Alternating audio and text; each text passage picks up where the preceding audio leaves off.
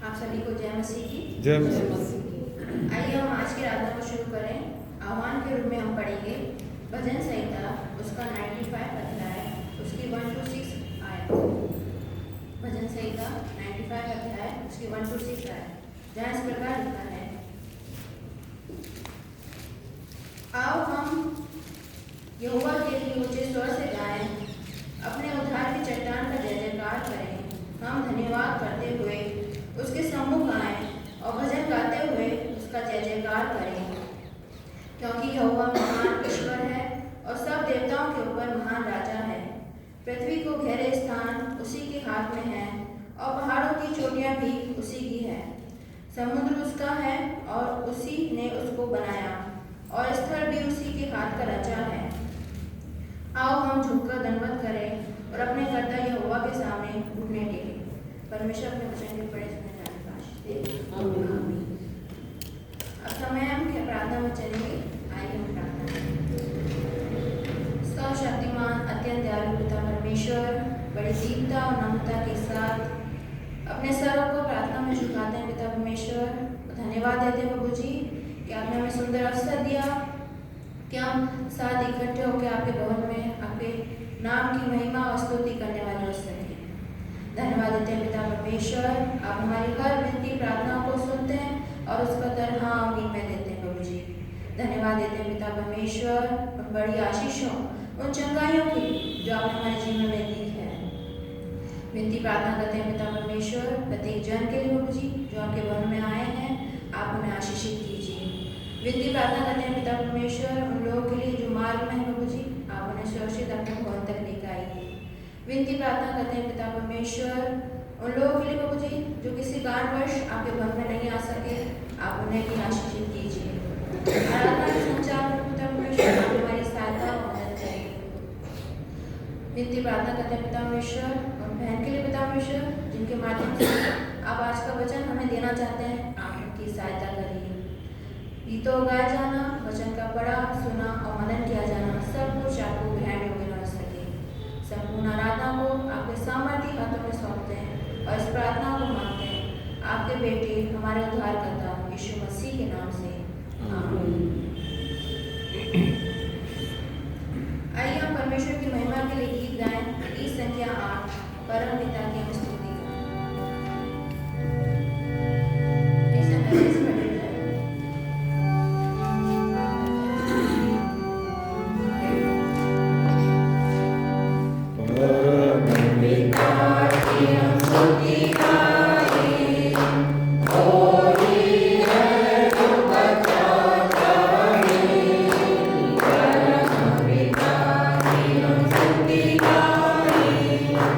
Oh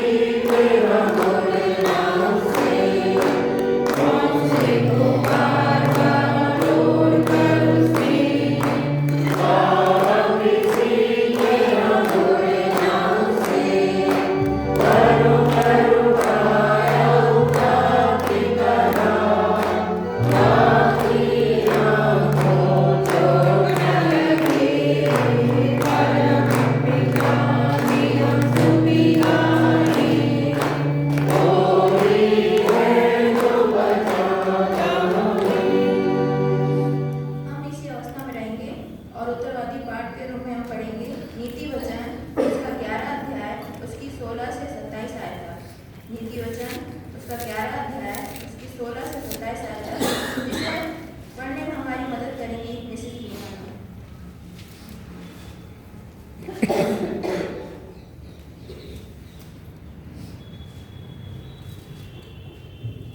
आप सभी को जय मसीह। जय मसीह। हम उत्तरवादी पाठ पढ़ने के लिए निकालेंगे नीति वचन का 11वां अध्याय 16 पद से 27 पद तक। बारी बारी से हम इसी को पढ़ेंगे। अनुग्रह करने वाली स्त्री प्रतिष्ठा नहीं होती और उग्र लोग धर्म को नहीं होते। मनुष्य अपना ही भला करता है, परंतु जो क्रूर है वह अपनी ही देह को दुख देता है।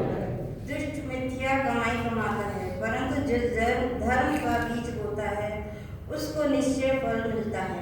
जो धर्म में दृढ़ रहता वह जीवन पाता है, परंतु जो बुराई का पीछा करता वह मृत्यु का गौर हो जाता है। जो मन के टेढ़े हैं उनसे यहोवा को घृणा आती है, परंतु वह खरी चाल वालों से प्रसन्न रहता है।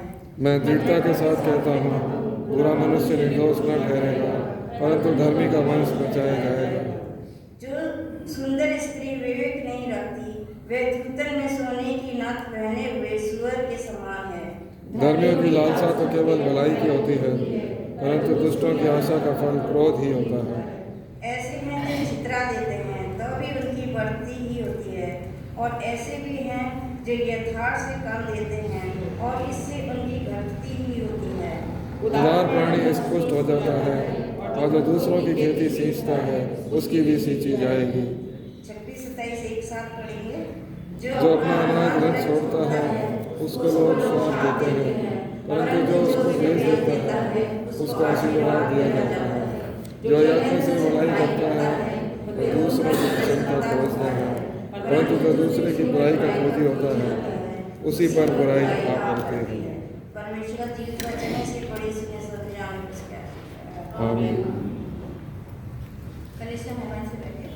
धन्यवाद मिसेस मीना। समय की हम अपनी प्रार्थना और निवेदन को परमेश्वर के सामने रखेंगे, जिसमें हमारी अगुवाई करेंगे मिसेस संगीता। बीमारों के नाम इस प्रकार हैं: doctor Sarita Bhalla, Mrs Shashi Francis, Mrs Robert, reverend Joseph George, reverend E.N. Habil, Mrs Asha John, mister Ravindra Sharma, Mrs Dayamani Singh Noah, master एबिट Manan, Mrs Gladys Alfred, Mrs Iris Alvin, Mrs Paru Marker, Mrs Nirmala Marker, Mrs Rajwanti Banwas, Mrs E.B. Royal, Mrs Nancy Santosh, Mrs Shobha, baby Khushi Masih, Mrs Satyavati Marshall, baby Sarah, master Vivian, mister Vimal Alexander, Mrs Lali Rana, mister Ravindra Rana, Mrs Pushpa B Lal, Mrs Chitra Henry, Mrs Manji Daniel, Mrs Tina James, mister Abhishek Jordan, Ivan David.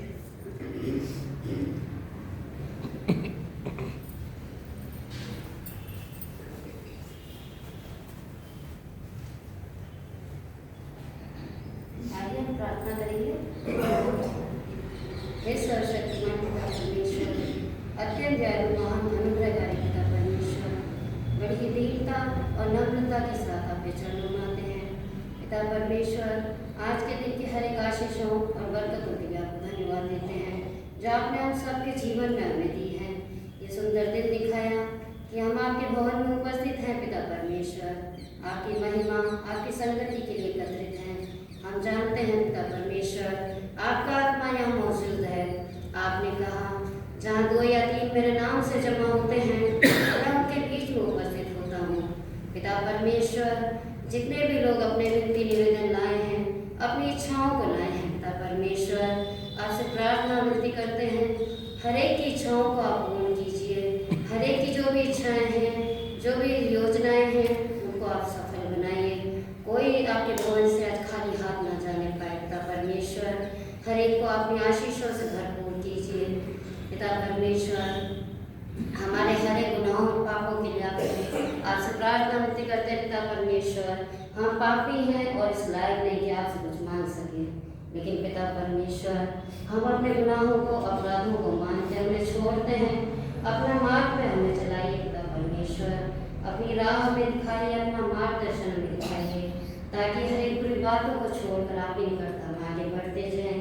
पिता परमेश्वर, जितने भी बच्चे school में पढ़ते हैं, कॉलेजों में पढ़ते हैं, ट्रेनिंग में करते हैं, पिता परमेश्वर अपनी नौकरी की तलाश में हैं, आपसे प्रार्थना विनती करते हैं। पिता परमेश्वर, हर एक की पढ़ाई में उनकी सहायता मदद कीजिए, बहुतायत से बुद्धि और ज्ञान दीजिए, समझ शक्ति और ताकत दीजिए, अपना मार्गदर्शन उन्हें दिखाइए। पिता परमेश्वर, अपने बुद्धि और ज्ञान से उन्हें परिपूर्ण कीजिए ताकि अपनी पढ़ाई को अच्छे नंबरों से पास करने वाले हो सके। पिता परमेश्वर, अच्छी नौकरियों को पाने वाले हो सके, आपके भवन में आए, आपको धन्यवाद देने वाले हो सके।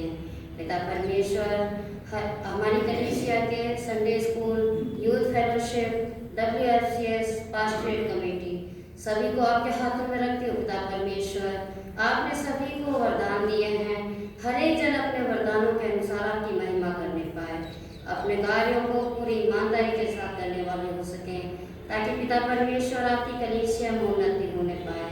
सबको आपके हाथों में सौंपती हूँ। पिता परमेश्वर, सबकी सहायता मदद कीजिए, रक्षा कीजिए।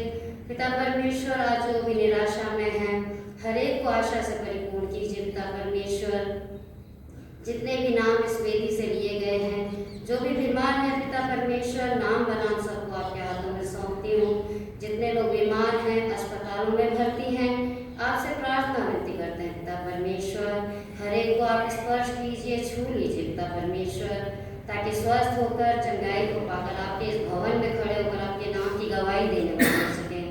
पिता परमेश्वर, हर एक को आप चंगाई दीजिए। पिता परमेश्वर, ताकि लोगों का विश्वास आप में बढ़ता जाए। पिता परमेश्वर, आगे के वक्त को आपके हाथों में सौंपते हैं।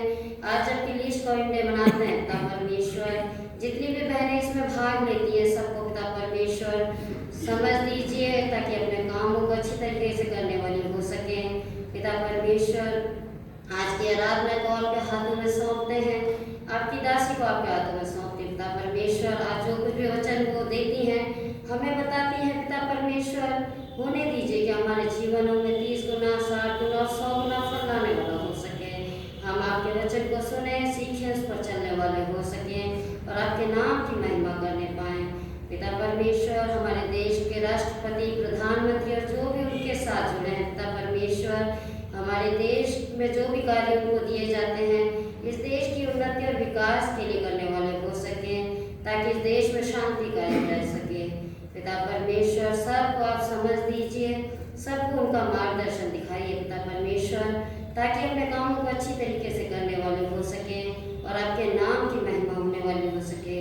पिता परमेश्वर, आज के दिन जहाँ पर भी प्रार्थना सभाएं होती है, आपके नाम की महिमा के लिए इकट्ठे हैं। पिता परमेश्वर, हर एक प्रार्थना विनतियाँ निवेदन आप सुनिए। पिता परमेश्वर, हर जगह पर आप अपनी उपस्थिति को दीजिए, ताकि पिता परमेश्वर आपके नाम की महिमा हो, आपके द्वितीय आगमन तक एक नई कलीसिया स्थापित होने वाली हो सके। पिता परमेश्वर, सबके साथ रहिए, सबकी मदद कीजिए। पिता परमेश्वर, जितने भी लोग प्रचारक, सेवक जन आपके नाम का प्रचार करते हैं, गाँव में कहीं पर भी, पिता परमेश्वर, हर एक की आप रक्षा कीजिए, उनकी ज़रूरतों को पूरा कीजिए, ताकि आपके नाम का सुसमाचार प्रचार कर सके। पिता परमेश्वर, आगे के वक्त को आपके हाथों में सौंपते हैं। पिता परमेश्वर, हर एक की रोजगार, नौकरी को आप तरक्की कीजिए। पिता परमेश्वर, की कमाई को फलवंत और आशीषित कीजिए, ताकि और अधिक बढ़कर आपके भवन में देना सीखें। पिता परमेश्वर, ताकि आपके नाम की महिमा होने पाए। पिता परमेश्वर, आज के वक्त को आपके हाथों में सौंपती हूँ। इस छोटी सी प्रार्थना विनती को आपके प्यारे बेटे यीशु मसीह के प्यारे और पवित्र नाम होकर मांगती हूँ, सुन लीजिए।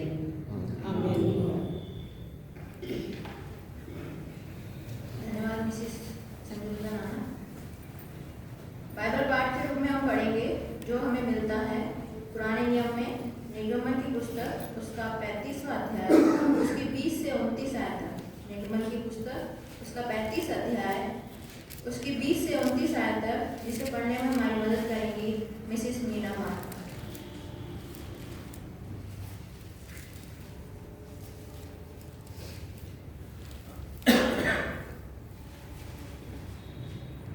आप सभी को जय मसीह। आइए हम वचन से पढ़ेंगे निर्गमन उसका 35 अध्याय 20 से 29 आयत तक, जहाँ इस प्रकार लिखा है। तब इजराइलियों की सारी मंडली मूसा के साथ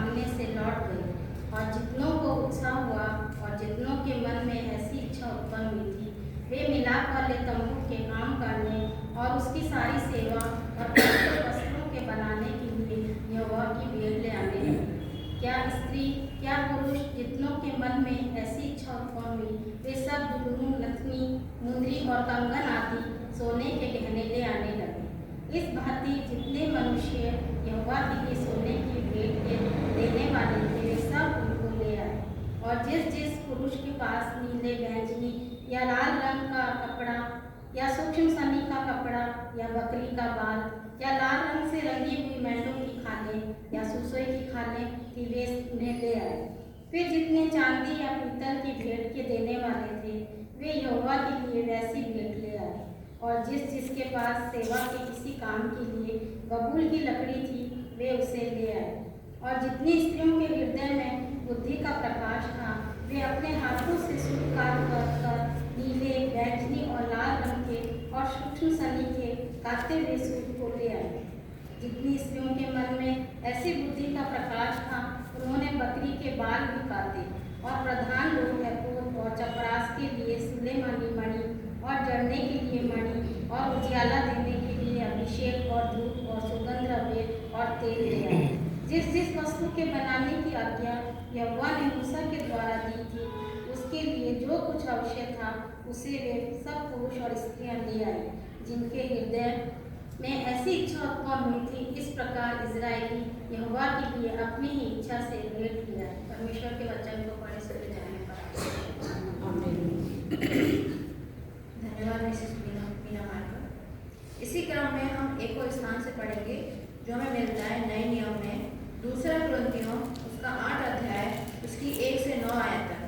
दूसरा कुरिन्थियों उसका 8 अध्याय उसकी 1 से 9 आयत तक जिसे पढ़ने में हमारी सहायता करेंगी मिसेस रुचि।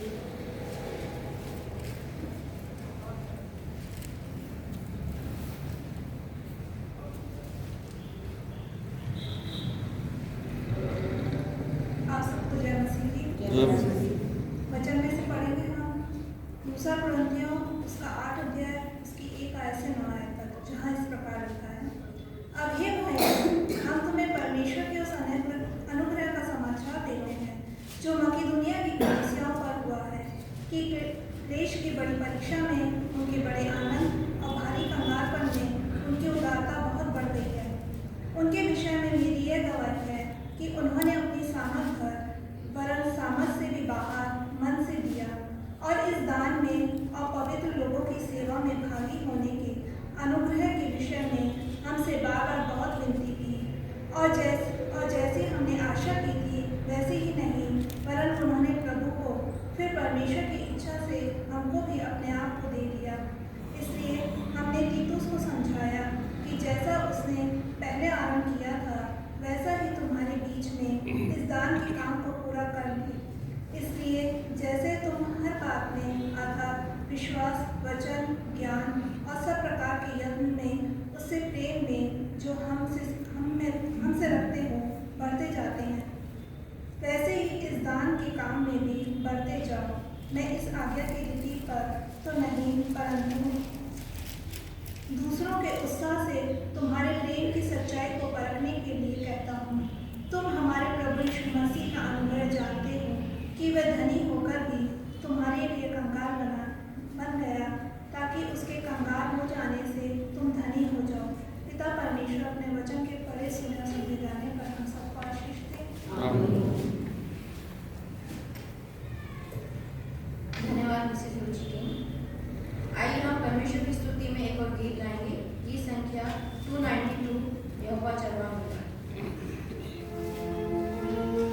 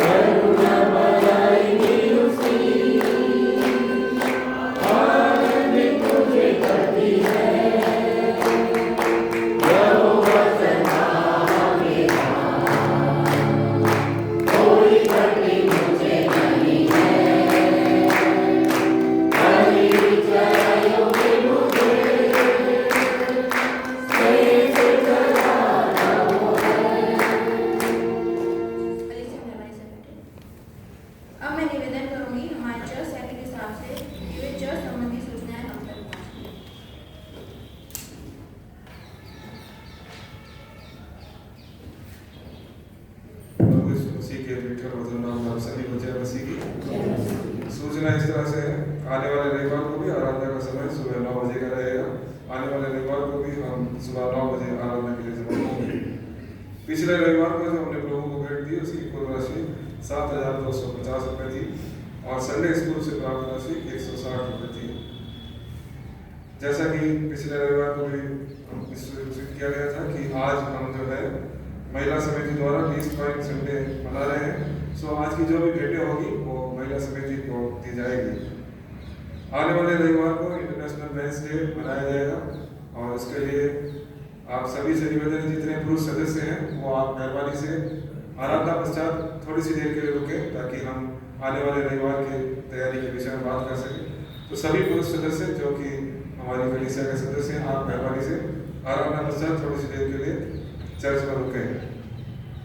एकता उत्सव इस महीने के आखिरी रविवार 27 तारीख को अजमेर में मनाया जाएगा और उसी में बच्चों के कंफर्मेशन भी रखे गए हैं। सो यदि आप में से कोई माता पिता चाहते हैं कि उनके बच्चों का कंफर्मेशन अजमेर में हो तो आप पासवान साहिबा से संपर्क करें ताकि समय पर उनको सूचना दी जा सके और डायसिस में जो इंतजाम है उसको ठीक ढंग से किया जा सके। पासवान कमेटी की मीटिंग 20 तारीख यानी आने वाले रविवार की शाम को 5 बजे चर्च में रखी गई है ताकि हम आने वाले समय के जो हमारे कार्यक्रम है उसके विषय में चर्चा कर सकें। तो पास्टर कमेटी के सदस्य मेहरबानी से ध्यान दें कि 20 तारीख को शाम 5 बजे चर्च में पास्टर कमेटी की मीटिंग होगी।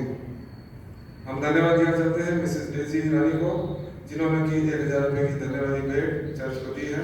प्रभु उनको बहुतायत की आशीष दे और कोई सूचना होगी तो आप तक पहुँचा दी जाएगी। धन्यवाद। समय है कि हम विशेष प्रार्थना में चलेंगे जिनके इस सप्ताह में जन्मदिन और विवाह की सालगिरह है।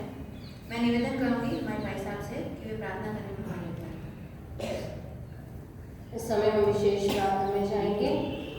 इनके सप्ताह में जन्मदिन विवाह की सालगिरह उनके लिए प्रार्थना करेंगे। साथ ही साथ हम परमेश्वर को धन्यवाद देंगे। कल अर्शित न्योली और उनका भाई जब जोधपुर से बीकानेर के लिए आ रहे थे, रास्ते में नीलगाय से उनकी गाड़ी का एक्सीडेंट हुआ। गाड़ी तो एकदम से पिछड़ गई है लेकिन प्रभु का धन्यवाद देते हैं तीनों जन सुरक्षित हैं। खरोच भी में नहीं आई और प्रभु का वचन कहता है कि वो अपने लोगों की हड्डी हड्डी की रक्षा करता है। सुबह भैया का फोन आया जब वो नागौर जा रहे थे, उन्होंने कहा कि परमेश्वर को धन्यवाद दें कि प्रभु ने उन्हें सुरक्षा दी, उन्हें बचाया, सुरक्षित अपने इंद्रियों के बीच पोषे हैं। प्रभु को इसके लिए धन्यवाद देते हैं। और मिसेस बेजी रानी का जो कार्य था रुका हुआ था काफ़ी दिन से और वो जब फ्राइडे प्रेयर में आई थी शाम को और प्रेयर के बाद उन्होंने मुझे बुलाया कि आपसे काम है। मुझे बोली कि मैं परमेश्वर के भवन में धन्यवादी भेंट देना चाहती हूँ। उनका काम उसी दिन काफ़ी दिन से रुका हुआ था, उसी दिन सुबह उनका काम हुआ, इससे उन्होंने परमेश्वर के भवन में धन्यवादी भेंट अर्पण की है और उन्होंने चाहा कि आगे और भी जो उनका काम है वो भी परमेश्वर के अनुग्रह में पूर्ण हो सके। इस समय हम प्रार्थना करेंगे जिनके सप्ताह में जन्मदिन है। इस सप्ताह में जन्मदिन mister Jameet Marker, Mrs Shirley Manoj Alexander, Mrs Meenakshi Das, Mrs Sonia Daniel, mister Ankit Matthews और मेरी से एनिवर्सरी है मिस्टर संजय डेनियल की। परमेश्वर के भवन में तो सामने आए ताकि हम आप सभी के लिए प्रार्थना करें। कलीसिया में बन से खड़ी होगी और प्रार्थना के बाद हम कोरस गाएंगे, धन्यवाद धन्यवाद धन्यवाद।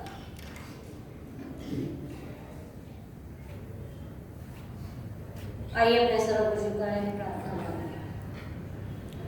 सर्वशक्तिमान पिता परमेश्वर, आपकी हुजूरी में हम हैं और धन्यवाद देते हैं आज के दिन के लिए, इस समय के लिए जो आपने दिया कि प्रभु हम उन जीवनों के लिए प्रार्थना करें जो इस सप्ताह में अपने जन्मदिन को और अपने विवाह की सालगिरह मनाते हैं।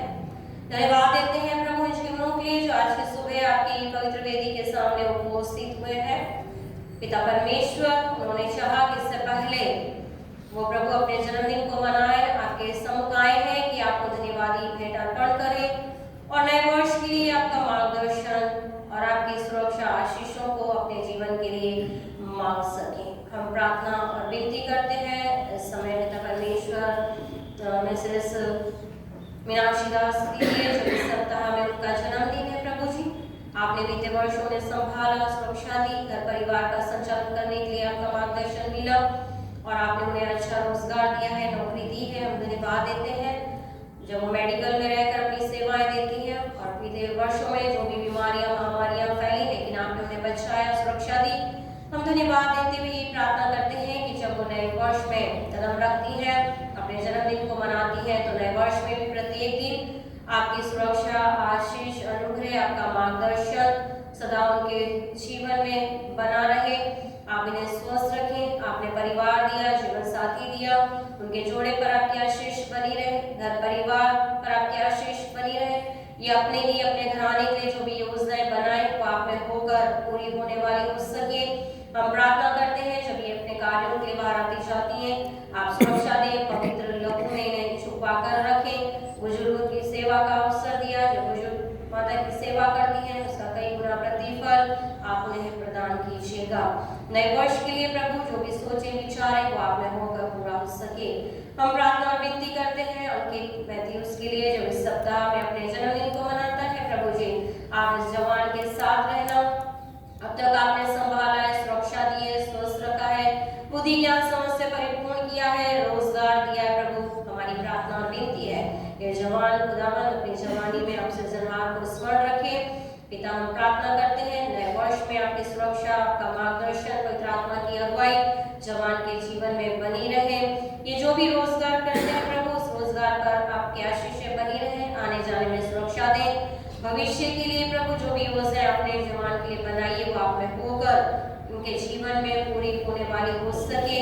हम प्रार्थना किया चाहते हैं जो भी प्रार्थनाओं में अपने निवेदनों को आपके सम्मुख रखते हैं, हर एक प्रार्थनाओं का उत्तर हाँ और आमीन में प्राप्त करें। माता की जो जिम्मेवारी है उस जिम्मेवारी को आप में होकर पूर्ण करें और माता की जो सेवा करते हैं उसकी आशीषों को अपने जीवन में प्राप्त करने वाले हो सकें। हम प्रार्थना और विनती करते हैं मिस्टर जमित मार्कर के जो इस सप्ताह में उनका भी जन्मदिन है।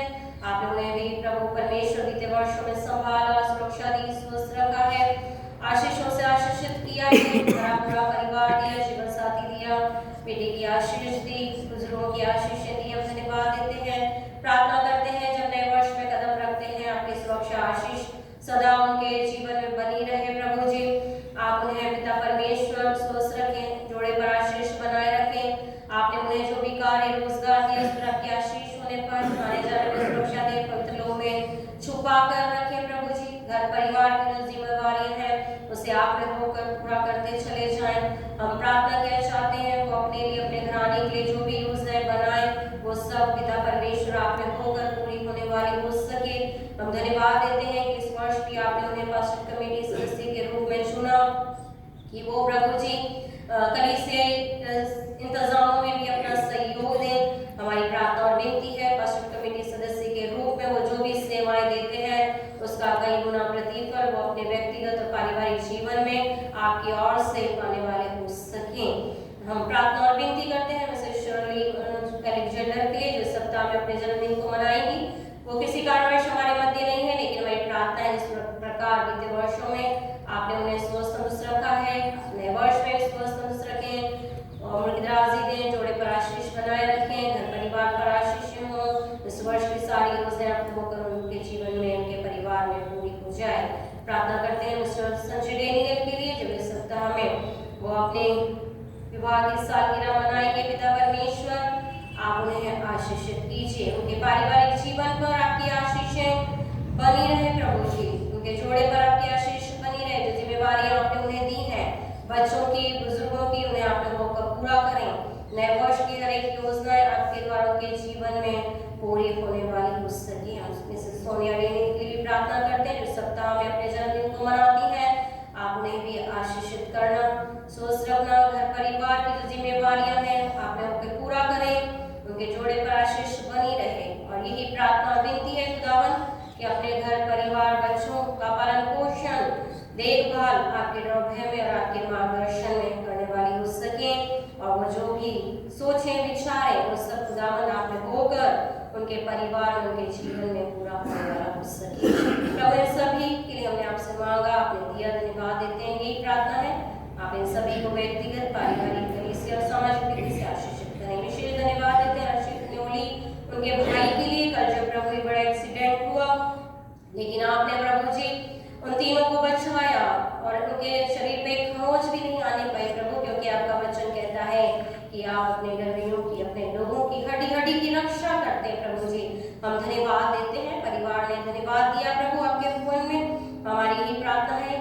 अपने सुरक्षा के जब भी जहाँ आए जाए। और हम धन्यवाद देते हैं खुदावन कि जब हम एक दूसरे के लिए प्रार्थना करते हैं तो आपकी प्रार्थना की सुरक्षा प्रभु और एक के चार और बनी रहती है, जिसके कारण प्रभु उन दुर्घटनाओं से प्रभु वो सुरक्षा को प्राप्त करते हैं। ऐसे खुदावन हम उन दिनों में जीवनों के लिए आपके नाम को धन्यवाद देते हैं। सारी आदर महिमा आपको देते हुए इस प्रार्थना को मांगते उद्धारकर्ता प्रभु यीशु मसीह के नाम से आमीन। धन्यवाद धन्यवाद धन्यवाद सारी आशीषों के सोते धन्यवाद धन्यवाद धन्यवाद धन्यवाद सारी आशीषों के सोते धन्यवाद सारी आशीषें आपकी ऊपर से हालेलुया धन्यवाद धन्यवाद धन्यवाद सारी आशीषों के सोते धन्यवाद। Congratulations. कली से मेहमान से बैठे। अब मैं निवेदन करूंगी मिसेस ममता बरनवास से कि वे आए और लीज पॉइंट संडे के बारे में कुछ जानकारी हमारे साथ शेयर करें।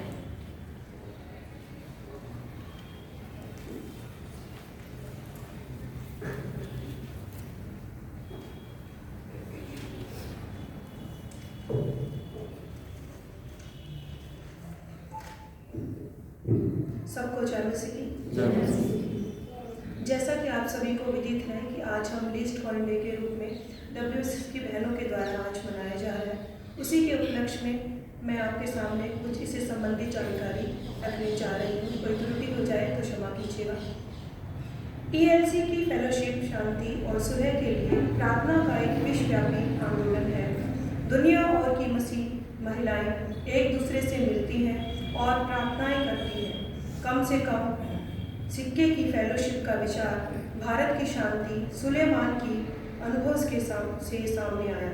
सितंबर 1956 में वह विभिन्न देशों की 7 महिलाओं को प्रशांत मिशन टीम का हिस्सा बनी, जिन्होंने सेकेंड वर्ल्ड वॉर के बाद एशियाई देशों की यात्रा की। इस दौर का आयोजन अमेरिका में प्रेस्बिटेरियन महिलाओं के राष्ट्रीय कार्यालय के डॉक्टर मार्गरेट डर्नन के द्वारा किया गया।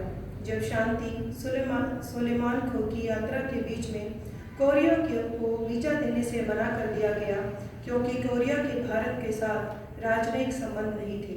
वह फिलीपींस में चली गई। वहाँ रहते हुए उन्होंने एशिया के युद्धग्रस्त देशों में अपनी यात्रा के अनुभव को और महिलाओं को अलग रखने वाली राष्ट्रीय और आर्थिक बाधाओं पर विचार किया। उन्होंने सुझाव दिया कि प्रार्थना हर राष्ट्रीय सीमा को पार कर सकती है। उन्होंने एशिया और अफ्रीका के प्रेस्बिटेरियन चर्च को ईसाई प्रार्थना और सकारात्मक कार्यवाही की परियोजना को शुरू करने की सलाह दी, जिसमें प्रत्येक महिला भाग ले सके। इसी के अंतर्गत जब हर महिला प्रार्थना करती है तो वह अपने धन में से छोटे से छोटा सिक्का अलग रख लेती है।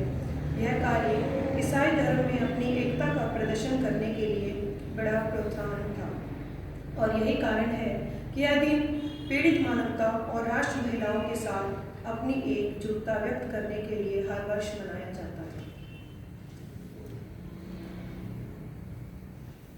धन्यवाद मिसेस ममता बरनवास। वचन में जाने से पहले हम एक और गीत गाएंगे। गीत संख्या 468 तन मन और धन से। कली से मैं से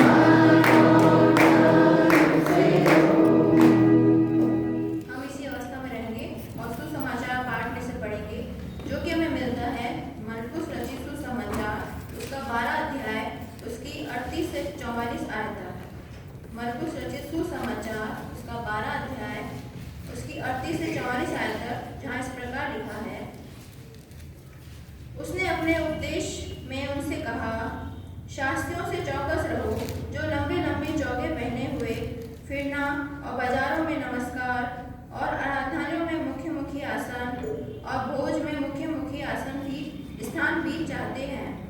वे विधवाओं के घरों को खा जाते हैं और दिखाने के लिए बड़ी देर तक प्रार्थना करते रहते हैं। ये अधिक दंड पाएंगे। वे मंदिर के भंडार के सामने बैठकर देख रहा था कि लोग मंदिर के भंडार में किस प्रकार पैसे डालते हैं और बहुत से धनवानों ने बहुत कुछ डाला। इतने में एक कंगाल विधवा ने आकर 2 दमड़ियाँ जो एक अधेले के बराबर होती हैं डाली। तब उसने अपने चेलों को पास बुलाकर उनसे कहा, मैं तुमसे सच कहता हूँ कि मंदिर के भंडार में डालने वालों में से इस कंगाल विधवा ने सबसे बढ़कर डाला है, क्योंकि सब ने अपने धन की बढ़ती में से डाला है, परंतु इसने अपनी घटी में से जो कुछ उसका था अर्थात सारी जीविका डाल दी है। परमेश्वर अपने वचन के पढ़े सुन जाए आशीष दे। आमीन। कलीसिया मेहरबानी से बैठे। अब समय कि हम आज के आत्मिक मनने की ओर जाएंगे और मैं निवेदन करूंगी मिसेस कर्णा फॉल से कि वो आए और आज के वचन को हम सबके साथ पढ़ें।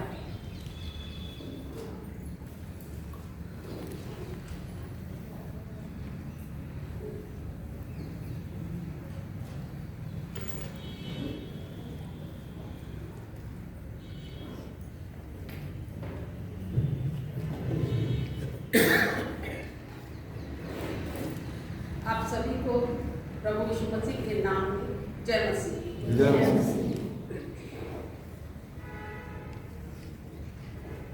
जैसा कि विदित है और आज हम देख भी रहे हैं कि किस तरह से बहनें अपने अपने कार्यों को परमेश्वर की महिमा के लिए प्रस्तुत करने जा रही हैं और कर रही हैं।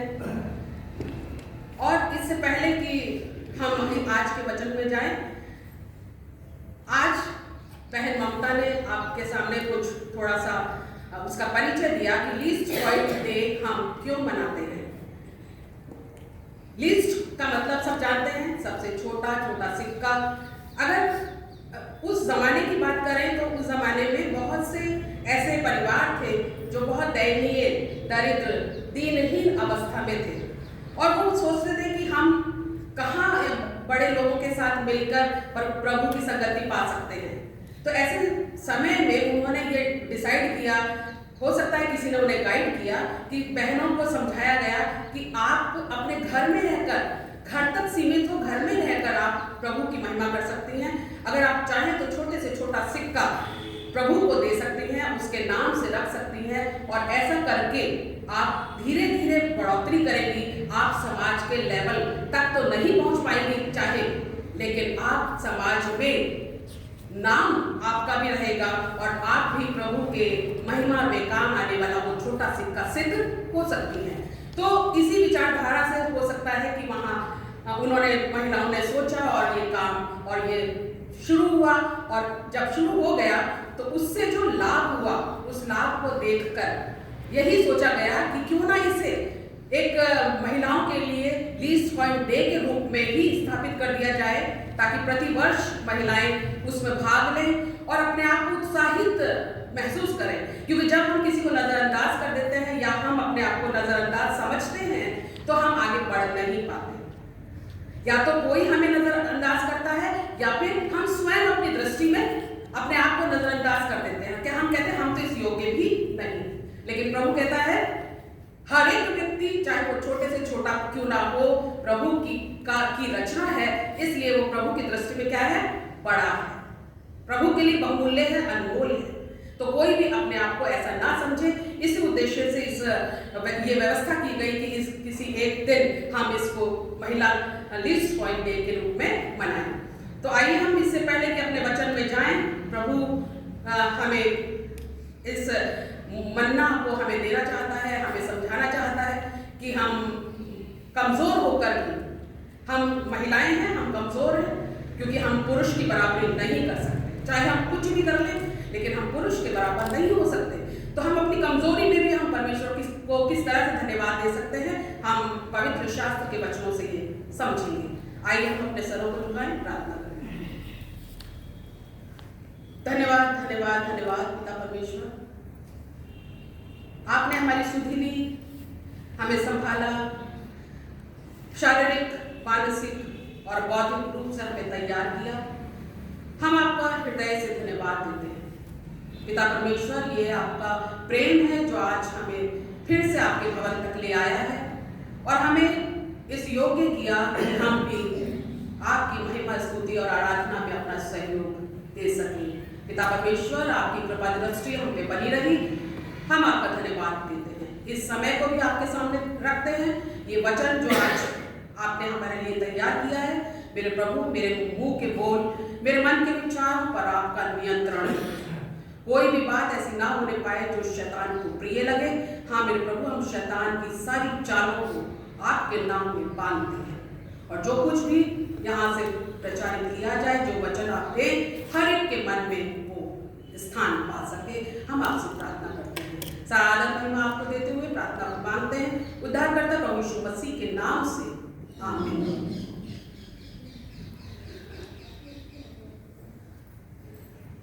जैसा कि विदित है कि जितने भी वचन में से अध्याय और पढ़े गए वो सब दान के विषय में है। 2016 में भी मैंने इलीस कॉइन पर ही वचन बोला था।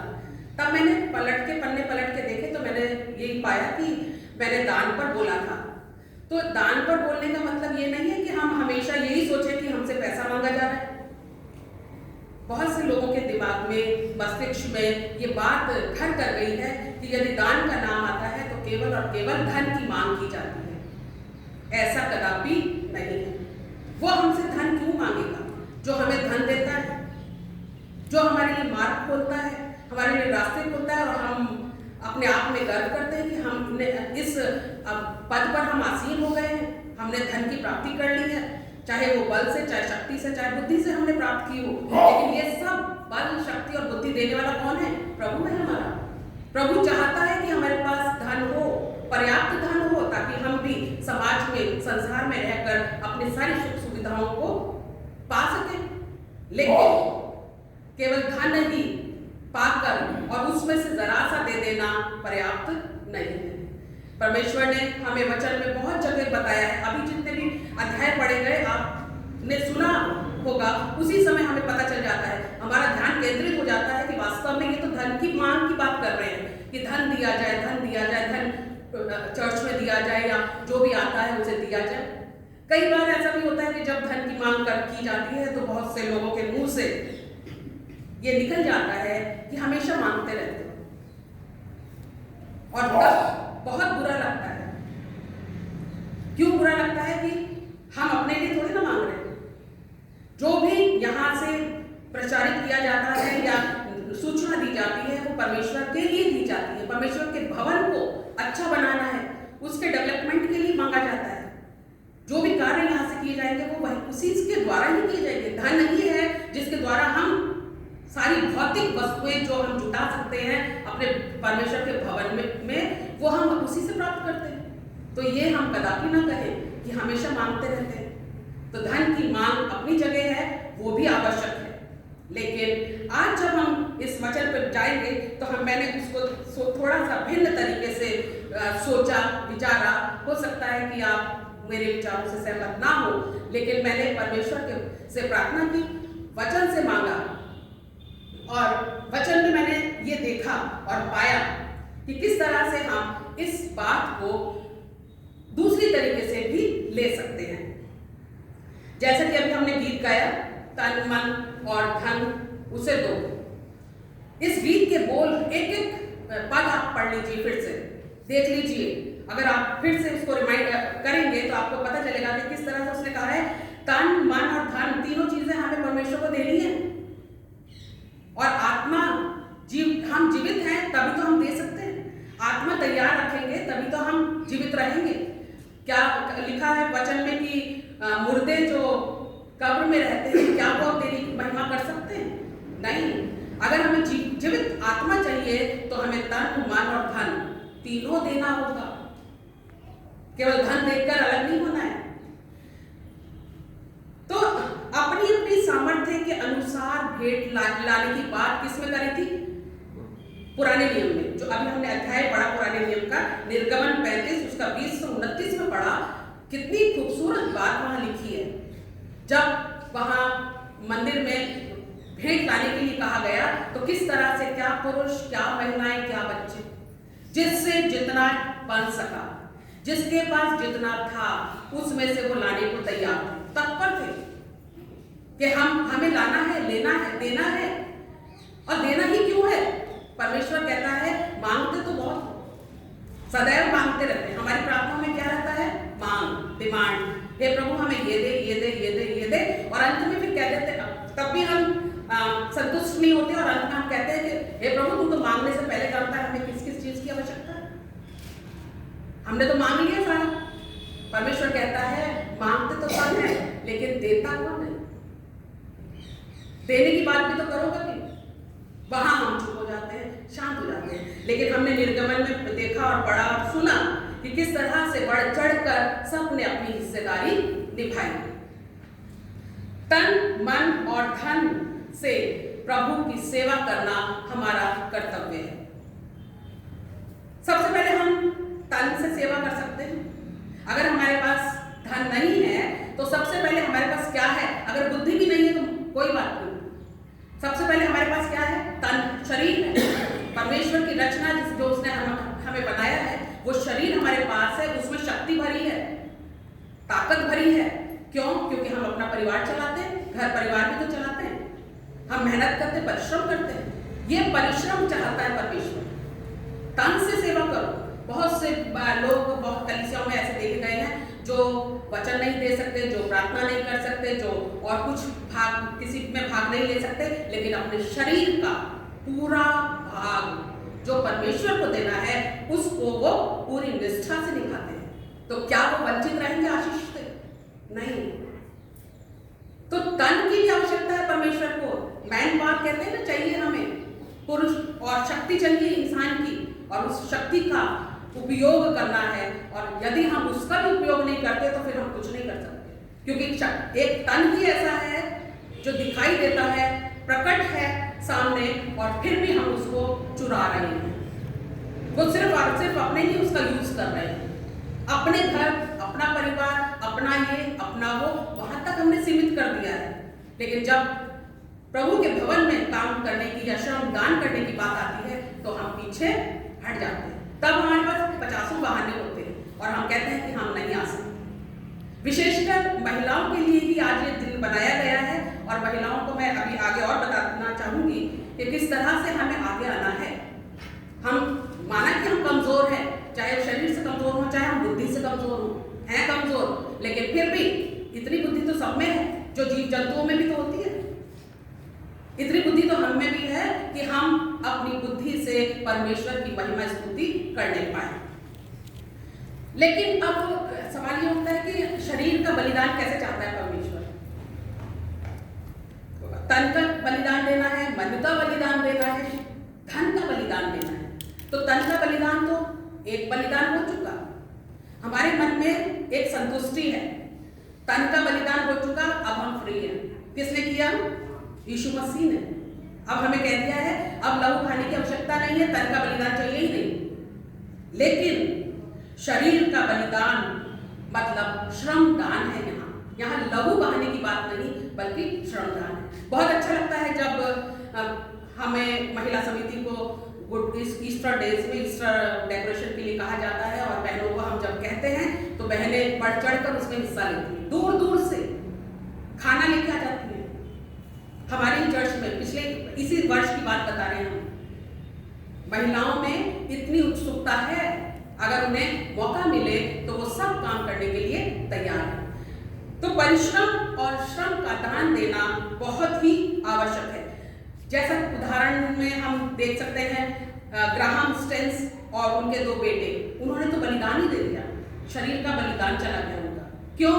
क्योंकि उन्होंने यीशु मसीह के प्रचार में अपने आप को इतना व्यस्त कर दिया कि उड़ीसा की वो घटना हमें याद होगी, 1999 की घटना है ये।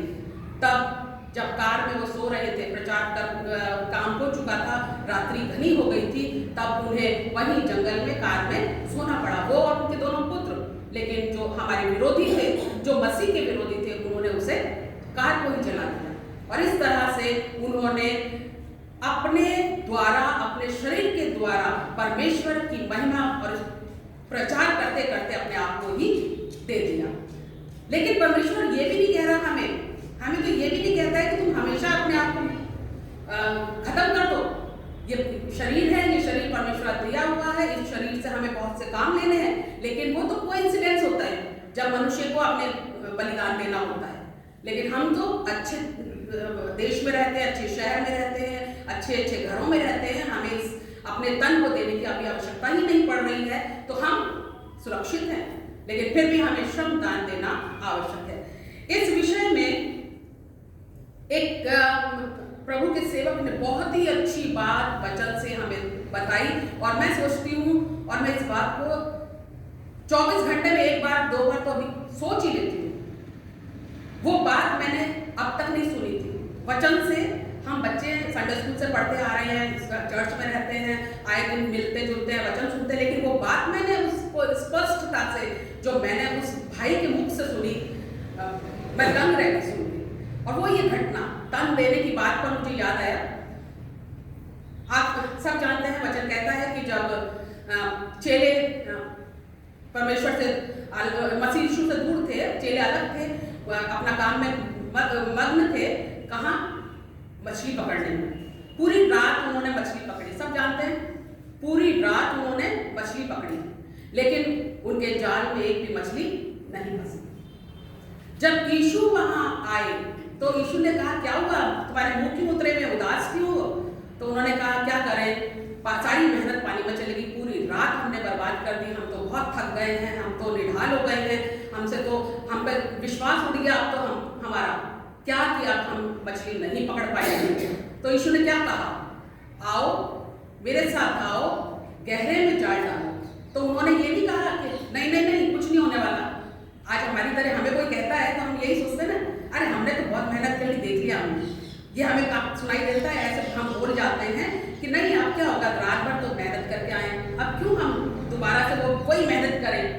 नहीं है प्रभु, वहाँ कोई मछली नहीं है, ना इधर है ना उधर है ना बीच में। यीशु ने कहा, नहीं, मैंने तुम्हें कहा मेरे साथ आओ, मेरे पीछे आओ। और चेलों ने उसकी आज्ञा का पालन किया और वो चल दिए।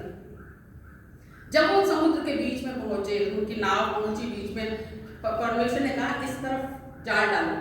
जाल डाला गया। वो भी बड़े उत्साहित थे चेले कि क्या कहने वाला है, क्या होने वाला है, प्रभु हमें कौन सा आश्चर्यकर्म दिखाने वाला है। और उन्होंने जाल बेमन से डाला होगा, पर डाला, क्योंकि वो चेले थे, उसके शिष्य थे, उन्हें तो उसका पालन, आगे का पालन करना था। बेमन से ही डाल दिया। लेकिन थोड़ी ही देर बाद क्या हुआ कि जाल मछलियों से लबालब भर गया, और लिखा है कि इतना भर गया कि जाल फटने लगा, और वो खींच रहे हैं। प्रभु ने कहा, क्या हुआ प्रभु, मछलियां तो इतनी फंस गई हैं कि हमसे जाल नहीं खींचा जा रहा, हम क्या करें। परमेश्वर ने कहा, यीशु ने कहा, जोर लगाओ और खींचो, वो आएगा, आएंगी, सब मछलियां आएंगी।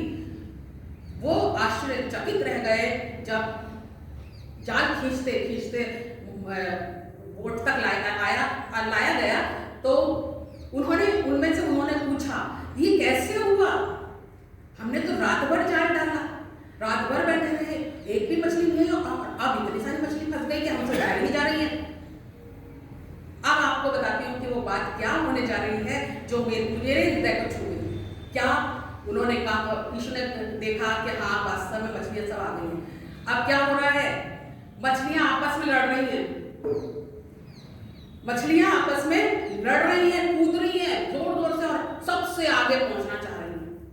तो चेले कहते हैं कि प्रभु ये क्या कर रही हैं, ये तो मछलियां हैं, अनजान है, नादान है, इनको तो कोई समझ नहीं। प्रभु ने कहा कि तुम देखते जाओ कि क्या होगा, तुम देखो। मछलियां कह रही हैं, मैंने अपने प्रभु के कदमों की आहट पा ली है। मछलियां बोल रही हैं, मैंने अपने प्रभु के कदमों की आहट पाई है, मैं जान गई हूं कि मेरा स्वामी आया है, इसलिए मैं बलिदान दूं। वो कहती है मैं बलिदान दूं, वो कहती है मैं बलिदान दूं।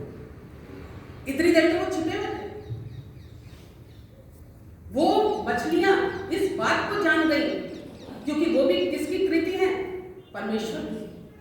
वो जान गई कि हमारा स्वामी आया है, उसे हमारी आवश्यकता है।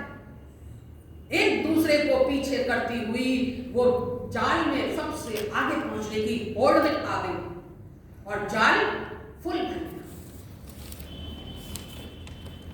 क्या बात बताती है ये, समझाती है?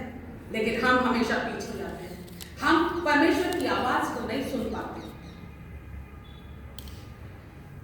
जो पवित्र आत्मा है, यीशु ने कहा मैं जाता हूं और ये अपनी पवित्र आत्मा तुम्हें दिए जाता हूं, ये तुम्हें सिखाएगा, समझाएगा, मार्गदर्शन करेगा तुम्हारा। लेकिन हम सोचते हैं हमारे पास तो अभी तक तो पवित्र आत्मा की आवाज आई नहीं, हमने यीशु की आवाज सुनी नहीं। लेकिन मेरी एक कलीग हैं, क्रिश्चियन हैं, उन्होंने मुझे कहा करुणा तेरी भी आवाज सुनता है प्रभु। मैंने कहा यस, तेरे कान में भी बोलता है वो, तू सुन नहीं पाती।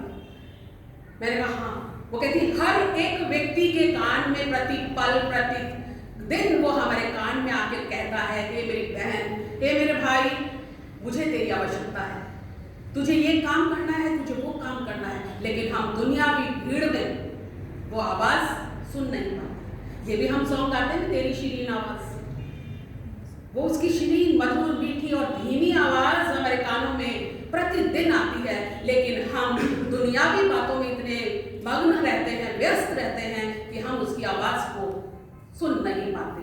मछलियों ने उसकी आवाज को सुना, उसे उन्होंने देखा थोड़ी ना यीशु को, वो तो पानी में थी। उन्होंने कहा हमने अपने स्वामी की, अपने कर्ता की आवाज को पाया है, उसका अनुभव किया है। मैं 100% कह सकती हूँ, मछलियां आपस में बात कर रही हैं कि मैं 100% कह सकती हूँ ये तो मेरा स्वामी का के कदम है। वो मुझसे कुछ पाना चाहता है, वो मुझे कुछ बताना चाहता है, वो मुझसे कुछ कहना चाह रहा है। तो वो अपने आप को बलिदान करने के लिए तत्पर हो गई और इस तरह से जाल पूरा मछलियों से भर गया, यहाँ तक कि वो फटने लगा। इसका जाल फटने लगा का मतलब है और भी हैं, वो सब की सब, हम तो अपने धन में से थोड़ा सा निकाल के देते हैं, वो सब की सब आ गई। हर एक मछली ये चाह रही थी कि हम अपने प्रभु के लिए अपने प्राण त्याग दें। अगर प्रभु हमसे चाहता है तो हमें उसे देना है, क्योंकि हम उसके हाथ की कठपुतली हैं और एक मानव है, एक मनुष्य है जो सबसे सर्व ज्ञानी समझा जाता है, सर्व दृष्टि से, हर दृष्टि से अपने आप को सुपर समझता है। वो परमेश्वर से इतनी दूर चला गया है। परमेश्वर की निकटता हम पाना नहीं चाहते, तभी तो हमारे चर्चेस खाली हैं, खाली रहते हैं। हमें हमारा एक ही काम नहीं है कि हम अपने तन से, शरीर से परमेश्वर के भवन में एक बार आ गए, संडे को आ गए, उसके बाद हम फिर नेक्स्ट संडे आएंगे। ये शरीर का श्रम दान है, हमें शरीर से भी आना है परमेश्वर की उपस्थिति में। हो सकता है परमेश्वर हमसे कुछ कहना चाहता हो, हमसे कुछ काम लेना चाहता हो। इतनी बार सूचनाएं दी जाती, नोटिस लगते हैं कि इस दिन भी प्रेयर है, इस दिन भी प्रेयर है, एवरी फ्राइडे को प्रेयर रखी गई है, लेकिन कोई नहीं आता। हो सकता है काम हो, ये भी नहीं कह सकते कि काम नहीं, लेकिन जितने व्यक्ति फ्री हैं, आ सकते हैं, उन्हें आना चाहिए। हमें उन मछलियों से शिक्षा लेनी है। हो सकता है कि फ्राइडे के दिन कोई भी ना हो और केवल हम हो और प्रभु मां आ जाए, लेकिन हम इतनी दूर तक सोचते ही नहीं। हम केवल और केवल अपने और अपने परिवार तक सीमित रह गए। अब तो खैर जमाना ही ऐसा आ गया, हम कहते हैं जमाना ही ऐसा आ गया है। वो वचन कहता है कि अब पहले जैसा प्रेम नहीं रहा, कोई किसी के घर आना जाना नहीं चाहता, ना आता जाता है। वो बात ही नहीं रही जो होनी चाहिए। लेकिन हमें प्रभु के भवन को नहीं छोड़ना है, उससे जुड़े रहना है। और इस तरह से तन से हम अपने तन का जो श्रम घर पे करती हैं। अभी कल ही हम एक वचन सुन रहे थे कन्वेंशन में, उन्होंने कहा कि संडे इसलिए थोड़ी ना दिया गया है, ऑल ओवर वर्ल्ड में संडे को छुट्टी होती है, इसलिए थोड़ी ना होती है कि हम हफ्ते भर का काम निपटाएं। कि बहनें कहती हैं कि हमें तो कपड़े धोने थे, हफ्ते भर के कपड़े मैले थे, फिर कहती हैं हमें तो घर पे साफ सफाई बहाने, ईश्वर की दृष्टि में ये बहाने हैं, क्योंकि जब और बहनें और लोग भवन में आ सकते हैं तो हम क्यों नहीं। ये काम भी हमें उन्हीं दिनों में करना है क्योंकि वो काम के दिन थे। 7वें दिन तो आराम करना था, विश्राम का दिन दिया है, लेकिन हम सारे काम की पोटली बनाते जाते हैं प्रतिदिन, और फिर संडे को बैठ के आराम से, प्रभु ने हमें इसलिए छुट्टी दी है कि हम अपने ये काम निपटाएं। ये भी तो जिम्मेदारी है। बहनें कहती हैं यस जिम्मेदारी है, लेकिन उसने ये नहीं कहा कि आप गठरी बनाओ काम की, एवरी डे दो ना। जब आप बाहर जाते हैं, बाहर जाने का भी एक ये विचार आता है कि बहनें इस बात को भी कह देती हैं कि हम बाहर जाते हैं, नौकरी करते हैं, तो नौकरी करना कोई प्रभु की तरफ से नहीं था, उसने तो मनुष्य पुरुष को कहा। ये तो हम अपनी सुविधा के लिए हम कर रहे हैं, इसलिए हमें ये जो नौकरी है वो सेकेंडरी चीज है। प्रथम जो बात है वो ये है कि हम अपना काम प्रभु के लिए पहले सुनिश्चित करें। जिस तरह से 2 दमड़ी वाली बात आई थी, तो इस तरह हमें अपने परमेश्वर के भवन के लिए काम करने हैं, बीमारों की सेवा टहल करनी है, अपने घरों में, अपने आसपास, अपनी कलीसिया में पाए जाने वाले बुजुर्गों का हालचाल पूछना है, उनकी सेवा करनी है। ये सब काम जो है वो हमारे तन से हम कर सकते हैं। दूसरा बलिदान जो परमेश्वर चाहता है, जैसे यहोशू ने कहा था, यहोशू ने 24वां अध्याय उसके 15वें आयत में कहा था, और यदि यहोवा की सेवा करना तुम्हें बुरी लगे तो आज चुन लो कि तुम किसकी सेवा करोगे। तब यहोशू ने क्या कहा? यहोशू ने कहा, परंतु मैं तो अपने घराने समेत यहोवा की ही सेवा करूंगा। बहुत से काम जो अभी मैंने आपके सामने गिनाए थे कि हम घर परिवार की चिंताओं में लगे रहते हैं, वो सब छोड़कर वो कहता है कि तुम अन्य देवी देवताओं की पूजा कर लो, तो यहोशू कहता है नहीं, चाहे कुछ भी हो जाए, मैं और मेरा घराना तो केवल और केवल प्रभु यीशु मसीह की सेवा करेंगे। तो इस तरह हम देखते हैं कि हमें परमेश्वर के लिए अपने कुछ ना हो तो हम अपने शरीर और तन और जो बल हमें मिला है उससे हम प्रभु की सेवा करें और उसके लिए कुछ दें, दान। दूसरा विषय जब हम देखते हैं तो वो है तन, मन और धन। 3 बातें थी, तो मन पे आते हैं हम। अब मन क्या है? मन चंचल है, सबसे ज्यादा चंचल जो है वो मन है। और मन कहां से उत्पन्न हुआ? यीशु ने हमारा मन उत्पन्न नहीं किया, यीशु ने हमें हृदय दिया, मांस का हृदय दिया है जिसे हमने पत्थर का बना दिया है। मन तो इंद्रिय है, जो हमारी 5 इंद्रियां हैं, वो इंद्रियां हर एक व्यक्ति के पास है, हर एक व्यक्ति में है, चाहे कोई भी व्यक्ति क्यों ना, चाहे साधु संत हो, सुपर कोई वक्ता हो, हर एक व्यक्ति जो मनुष्य रूप में है उसे इंद्रियां मिली हैं। वो अच्छी भी होंगी, बुरी भी होंगी, उसमें घृणा भी होगी, प्रेम भी होगा, उसमें सब कुछ है। आवश्यकता किस बात की है? कि हम अपनी बुरी इंद्रियों पर नियंत्रण करें और अच्छी इंद्रियों को हम प्रसारित करें। हर एक के मन में होता है, हर एक के शरीर में है ये। हम देखते हैं कि बहुत से लोग इतने अच्छे, इतने भले, इतने नम्र, इतने दीन होते हैं। क्यों है? क्योंकि उन्होंने अपनी दूसरी इंद्रियों पर नियंत्रण कर लिया है, कंट्रोल कर लिया है। कहते हैं कि मन जैसा चाहता है मनुष्य उसी के पीछे जाता है। मन जो कहता है हम वो करते हैं, दिल जो कह रहा है वो नहीं। यीशु मसीह ने क्या कहा? मैं तुम्हारे दिल के द्वार पर खड़ा खटखटाता हूं। वो मन पे नहीं खड़ा है हमारे। मन जो है वो एक तरह से सीईओ बन जाता है, सीईओ किसी कंपनी का, शरीर का। मन होलसेल बन गया है। वो मन जो है वो मस्तिष्क को ऑर्डर देता है, मस्तिष्क उसको क्या करता है? कंट्रोल करते हुए उसका काम करता है। और हार्ट जो है, हृदय जो है, वो पंपिंग स्टेशन है, बस वो पंप करता है क्योंकि उसे शरीर को प्राण देना है, लहू देना है, वो काम कर रहा है। और मन क्या कर रहा है? सर्वे सर्वा हो गया। प्रभु कहता है मन का दान चाहिए मुझे। तुम्हें क्या करना है? अपने मन पे नियंत्रण करना है, अपने मन को मुझे दे दो। वो कह रहा है उस गीत में, तन, मन और धन मुझे दो, उसे दो।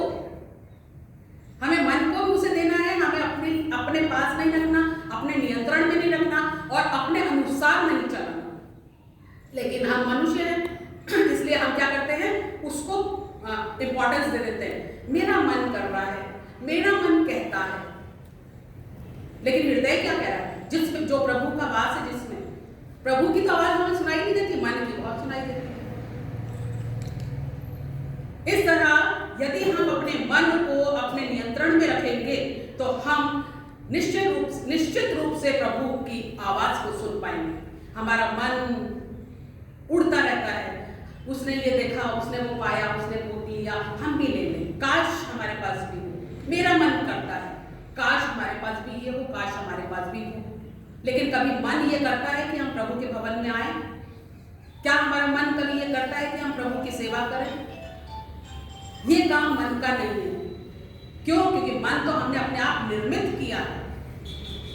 इसीलिए लोग कहते हैं सारे मन से अपने परमेश्वर के पास आओ, सारे मन से। मन को एक तरफ कर दो और मन इसी तरफ लगा दो।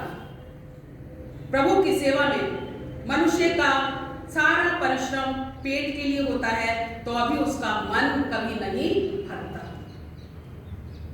ये इस मन की बात की है। अगर हमारा मन पूरे समय सिर्फ संसार में लगा रहेगा, सांसारिक बातों में लगा रहेगा, तो हमारा मन का पेट कभी नहीं भरेगा। वो कहता है, वचन कहता है, तुम्हारे सारे धर्म के काम मैले चिथड़ों के समान है। सारे धर्म के काम। क्यों?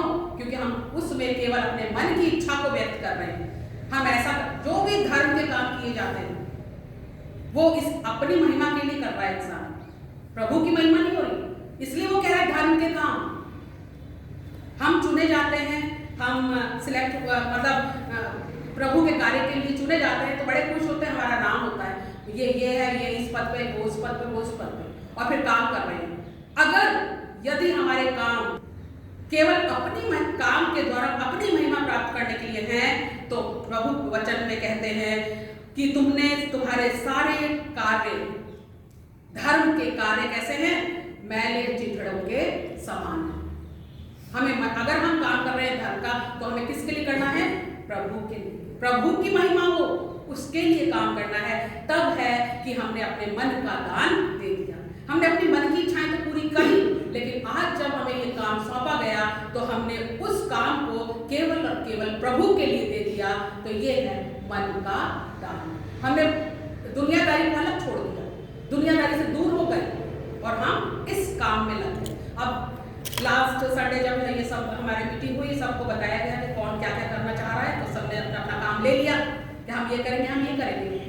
और निश्चित रूप से ये गुजरा हुआ हफ्ता हर एक बहन ने अपने सारे सांसारिक कार्यों को छोड़कर अपना मन इस पे लगाया होगा। संडे को मुझे ये करना है, संडे को मुझे ये करना है, संडे को मुझे इतनी बजे जाना है, संडे को मुझे प्रभु के सामने जाना है, संडे को मैं ऐसा करने वाली हूँ। क्या हुआ इससे? हमारा मन का दान यहाँ प्रकट होगा। प्रभु चाहेगा तो हमारे इस दान को निश्चित रूप से स्वीकार करेगा। तो केवल धन ही नहीं बल्कि तन और मन को भी परमेश्वर के योग्य बनाएं, ताकि हम उसको सच्चा बलिदान चढ़ा सकें। तीसरी बात है धन। मन का दान जो है वो मैंने भी जब वचन पढ़ा तो मुझे मिला कि टूटा मन परमेश्वर के योग्य बलिदान है। टूटा मन क्यों टूटा? दुनियादारी टूट गई हमसे, हमने दुनियादारी को हटा दिया, इसलिए मन अब टूट गया। अब टूटा हुआ मन कहाँ आया? परमेश्वर के पास, प्रभु के पास। यह है पश्चाताप। टूटा मन प्रभु को ग्रहण योग्य है। अगर हमने वो सब बातें छोड़ दी हैं और अपने मन को एक प्रभु की ओर केंद्रित कर लिया, तो वो निश्चित रूप से हमें ग्रहण करता है। तीसरी बात धन का दान, और धन के दान के रूप में संसार का सबसे बड़ा सुख माना गया है। संसार का सबसे बड़ा सुख आज के जमाने में क्या है? धन है। हम धन की लालसा करते हैं, धन को प्राप्त करना चाहते हैं, चाहे किसी भी तरीके से क्यों ना हो, हम धन पाना चाहते हैं। और इसके पीछे क्वेश्चन मार्क है, क्यों? क्योंकि हम संसार का प्रत्येक सुख और सुविधा पाना चाहते हैं। किसकी सुविधा? संसार की। तो क्या प्रभु नहीं चाहता कि हमारे पास ये सब कुछ हो? प्रभु चाहता है। प्रभु चाहता है कि हमारे मेरे लोग भी संसार में, दुनिया में सबसे आगे रहें, सबसे अच्छे रहें। वो दीन दुखी दरिद्र में थोड़ी ना हमें देखना चाहता है, वो हमें उठाना चाहता है। लेकिन बात यहीं आके रुक जाती है मात्र और केवल पर, मात्र और केवल पर, ओनली पर। क्या कि सिर्फ और सिर्फ हम उस काम में जुट जाते हैं। जब हम केवल उस धन को सुख सुविधाओं के रूप में ही पाना चाहते हैं, तब प्रभु कहता है कि धन की लालसा मत करो। धन तो मैंने दिया ही है तुम्हें, धन तो मैंने तुम्हें दिया है, लेकिन उसके अतिरिक्त, इसके अलावा ये धन तुम्हारे पास कब तक टिका रहेगा? जब तक मैं चाहूंगा। ये धन तुम कब तक समेटोगे, कब तक रखोगे? जब तक वो चाहेगा, क्योंकि उसी ने दिया है। और उसी में से देने के लिए बात आती है, उसमें भी हम कंजूसी कर जाते हैं, उसमें भी हम कंजूसी कर जाते हैं और नहीं देते, देना नहीं चाहते, नहीं देते में देना नहीं चाहते। नहीं चाहते तो मतलब देना तो है, दे दिया तो इसका मतलब हुआ वो तो बेमन से दिया, और बेमन से दिया गया दान कभी भी फलवंत नहीं होता, उसका प्रतिफल हम कभी पा ही नहीं सकते। बेमन से दिया गया दान जितना है, जैसा है, वो नहीं कहता है कि सारा दशमांश अपने मेरे खत्ते में ले आओ। एक ही बात नहीं है, उसका अर्थ एक ही नहीं निकाल सकते हम। भिन्न भिन्न लोगों ने, भिन्न भिन्न ज्ञानियों ने उसका अलग अलग मतलब निकाला है। तो हम ये ना सोचे कि परमेश्वर दशमांश मांग रहा है, नहीं। इस विधवा स्त्री के माध्यम से उसने बता दिया, उसने तो सर्वस्व दे दिया, उसने तो जितना उसको मिला था वो सर्वस्व दे दिया। और हम जितना मिलता है उसमें से कुछ भी देना नहीं चाहते। धन्य है वे महिला, घर की महिला जो घर संभालती है, जो अपने धन में से सबसे पहला हिस्सा प्रभु के लिए निकालती है। बहुत कम होंगे, हो भी सकते हैं, अधिक भी हो सकते हैं। जो परमेश्वर के लोग हैं, जो जानते हैं इस बात को, वो ये काम जरूर करेंगे। धन्य कहा गया है क्योंकि वो घर परिवार चलाती है, उसे पता है कि कितना निकालने, कहाँ निकालने, और उस पर परमेश्वर की आशीष फलती है। आगे मैं बताऊंगी किस तरह से फलती है। और ये कह रहे हैं कि इस तरह संसार का जो सबसे बड़ा सुख है वो वर्तमान में हम धन के रूप में देखते हैं। पौलुस गलतियों 2:10 में कहता है, केवल यह कहा है कि हम कंगालों की सुधि लें। और याकूब 1:27 में कहता है, हम अनाथों और विधवाओं के क्लेश में उनकी सुधि लेकर निष्कलंक हो सकते हैं। हम ये भी कर सकते हैं, हम ये काम भी कर सकते हैं कि हम अनाथों और विधवाओं की सुधि लें। जरूरी नहीं है, मेरा ये मानना है कि आवश्यक नहीं है कि हम सारा दशमांश केवल और केवल एक जगह दें। हमारा कर्तव्य बनता है, हमारी अगर ड्यूटी बनती है, यदि हम वास्तव में बहुत सिंसियर हैं, तो हम अन्य लोगों में भी जाएं, अनाथों को भी सुधि लें, कंगालों की भी सुधि लें, बुजुर्गों की सुधि लें। यदि उन्हें धन की आवश्यकता है तो हमारे अपने परमेश्वर के द्वारा दिए गए उस धन से उनकी सेवा करें। परमेश्वर इससे आनंदित होता है, खुश होता है कि मैंने तुम्हें इसलिए दिया। कई बार ऐसी बात हो जाती है कि लोग, कुछ महिलाएं हैं जो कह देती हैं कि हम तो ऐसा नहीं कर सकते, हमसे तो बोला नहीं जाता, हम तो खड़े नहीं हो सकते परमेश्वर की वेदी पे, हम ये नहीं कर सकते। तो मैंने एक लेडी से कहा कि मैम, जरूरी नहीं है कि सारे वरदान एक ही व्यक्ति को दिए जाएं। आपको भिन्न भिन्न वरदानों से नवाजा है, दूसरे वरदान है। बोली क्या? मैंने कहा आपको परमेश्वर ने धन से बहुत स्ट्रॉन्ग किया है, आप धन से बहुत स्ट्रॉन्ग है, हस्बैंड वाइफ दोनों ऑफिसर ग्रेड में हैं। आप यदि चाहें तो सेवा के रूप में अपने धन का उपयोग कर सकते हैं। प्रभु इसे देखता है और उसे प्रतिफल अवश्य देता है। तो इस तरह से यदि हम अपने धन का उपयोग जो परमेश्वर हमें देता है, हम उस पर अपना आधिपत्य नहीं जमा सकते। वो हमें इसलिए दिया गया कि हम कंगालों की सुधि लें, विधवाओं की सुधि लें, अपने कलीसिया के बुजुर्गों की सुधि लें, और जितने भी जो इसके योग्य हैं कि वो हम चर्च से या किसी व्यक्ति से आशा लगाए हुए हैं, तो उसकी आशा को पूरी हम ये ना सोचें कि हमारा रजिस्टर में नाम नहीं आएगा कि हमने इतना दान दिया। नो प्रॉब्लम, वो हमारा नाम नहीं देखने वाला। कहता है कि इस एक हाथ, जिस हाथ से तू दान करे तो दूसरे हाथ को भी ना मालूम हो, तब प्रतिफल मिलेगा। रजिस्टर में नाम आ गया तो सबने देख लिया। ऐसा अननोइंगली दिया गया दान जो किसी को ना पता हो, उस पर प्रभु की आशीष फलती है। और फिर क्या होता है, वो कहते हैं, चेतावनी देता है मत्ती 6 और उसके पहले पद में, सावधान, तुम मनुष्यों को दिखाने के लिए अपने धर्म के कामों को ना करो, नहीं तो अपने स्वर्गीय पिता से कुछ भी फल ना पाओगे। साफ साफ शब्दों में वचन को जब हम पढ़ते हैं तब हमें पता चलता है कि यहाँ तो एक एक चीज हमारी लाइफ से जुड़ी हुई है और हमारे लिए ही है। तब हमारी आंखें खुलती। और सच बताएं, जब तक हमने भी नौकरी करी, सर्विस करी, हम भी नहीं इसको अच्छे से पढ़ पाए, कोई भी नहीं पढ़ पाया। लेकिन जो घर में रहता है, घर में जब जिसको समय, मैंने अपने हस्बैंड से एक बात बोली, मैंने कहा परमेश्वर का हम लाख लाख धन्यवाद करते हैं कि हमें मन फिराने का अवसर मिला। आज जब हम इस योग्य बने तो इसका मतलब है कि हमें अवसर मिला है कि हम अपने पश्चाताप, अपने कर्मों का पश्चाताप करें और परमेश्वर के निकट आए। बहुत से ऐसे लोग थे जो अपने कम अवस्था में, कम आयु में ही चल बसे। क्यों? उन्हें अवसर नहीं मिला।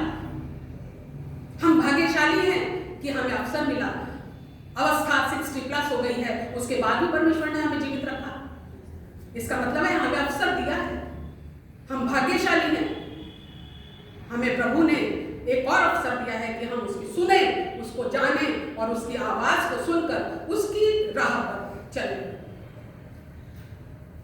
तो हम अगर केवल दिखावा करेंगे तो हम उससे, अपने स्वर्गीय पिता से कोई प्रतिफल ना पाएंगे। और फिर नीति वचन में लिखा है, और ये शब्द, ये पद मानो स्वर्ण अक्षरों में लिखा गया है।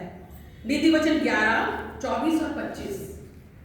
24 में वो हमें चेताता है, चेतावनी देता है, और 25 में उसी समय वो हमें प्रतिफल भी दे रहा है, रिजल्ट भी दे रहा है। कैसे? 24 में, ऐसे भी हैं जो छितरा देते हैं तो भी उनकी बढ़ती ही होती है, और ऐसे भी हैं जो यथार्थ से कम देते हैं और इससे उनकी घटती ही होती है। साफ साफ शब्दों में, ऐसे लोग भी हैं जो छितरा देते हैं। छितराने का अर्थ मैंने जो परमेश्वर से पाया वो ये है कि वो भिन्न भिन्न स्थानों पर, भिन्न भिन्न जगहों पर देते हैं। जिसकी जितनी आवश्यकता होती है वो अलग अलग तरीके से उनकी सेवा कर देते हैं। छितरा दिए उन्होंने अपना धन को, उन्होंने एक स्थान पर ना देकर क्या किया? छितरा दिया। जब जब जहां जहां जिस व्यक्ति को जैसी आवश्यकता हुई उसने उसमें उसको प्रदान कर दिया। तो क्या हुआ? छितरा देते हैं तो भी उनकी बढ़ती ही होती है, घटी नहीं होती। देते रहते हैं, देते रहते हैं, देने का काम करते हैं जितना सामर्थ्य होता है। जरूरी नहीं है कि आप हजारों में, लाखों में दें। ये लीस्ट कॉइन डे है। लीस्ट का मतलब है सबसे छोटा। अगर छोटे से छोटा हिस्सा भी हम किसी के लिए देते हैं तो क्या होगा? उसकी बढ़ती होगी। यथार्थ से कम देते हैं और इससे उनकी घटती होती है। और जो यथार्थ से, यथार्थ मतलब वास्तविकता से, हमारे पास है तो सही लेकिन हमारी तिजोरी में है, और उसमें से हम कितना निकाल रहे हैं। जितना 2 दमड़ी निकाली उसने, उस महिला ने, विधवा महिला थी, वो भी सोच सकती थी मेरे भविष्य का क्या होगा, लेकिन उसने नहीं सोचा। तो जितना यथार्थ है, जितना देना है, जितना लगाना है, क्योंकि प्रभु ने इतना दिया है, उसमें से यदि हम देते हैं तो हम क्या पाएंगे?